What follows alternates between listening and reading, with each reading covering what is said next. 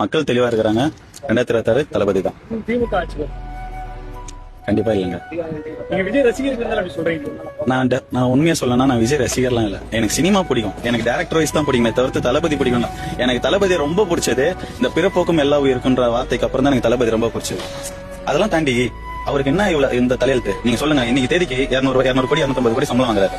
அவர் நினைச்சா எவ்வளவு நிம்மதியா வரலாம். இப்ப எங்க வீட்லயே கேட்டாங்க, எங்க அம்மாவை கேட்டாங்க, அந்த ஆளுக்கு என்னத்துக்கு இவ்வளவு தலையெழுத்து, அவனுக்கு சம்பாதிச்சு வச்சுட்டான், இப்போ பீக்ல இருக்கிறான், இப்போ ஒரு அடுத்த 10-15 வருஷத்துக்கு அவர் தான் டாப்.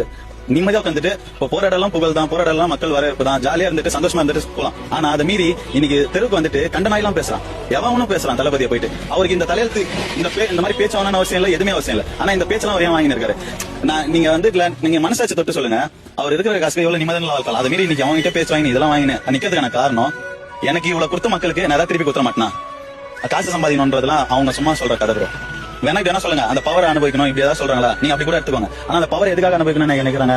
அந்த பவர் வச்சு நீங்க இன்னைக்கு வரைக்கும் மக்களுக்கு நல்லது செய்யல. 1000 ரூபாய் எங்க வச்சிருக்கீங்க. எனக்கு உரிமை தகவல், உனக்கு உரிமை தகவல். 4 வருஷம் விட்டுட்டு மீதி 6 மாசம் இருக்கிறப்போ எல்லாத்தையும் ஓடி செய்றீங்க. ஊரெல்லாம் கிரவுண்ட் தரக்கிறீங்க, ஊரெல்லாம் பார்க் தரக்கிறீங்க, ஊரெல்லாம் ரோடு போறீங்க, பிரிட்ஜ் கட்டுறீங்க, இன்னைக்கு தரக்கிறீங்க. இதெல்லாம் விட்டுட்டு நீங்க அப்பத்துல இருந்து செஞ்சிருந்தா இன்னைக்கு நீங்க பயப்பட வேண்டிய அவசியம் இல்ல. ஓட்டுக்கு 2000 ரூபாய் கொடுக்கலாமா, 3000 ரூபாய் கொடுக்கலாமா, இவன் எவ்வளவு பட்ஜெட் ஒதுக்குறான், எவ்வளவு பட்ஜெட் ஒதுக்குறான், அதுக்கேற்ற மாதிரி கேண்டிடேட் போடலாமா, ஜாதி பார்க்கணுமா, இதை பார்க்கணுமா, எதுவுமே தேவை. நீங்க மக்களுக்கு நல்லது செய்ய ஓடி வந்து உங்களுக்கு ஓட்டு போட போறாங்க.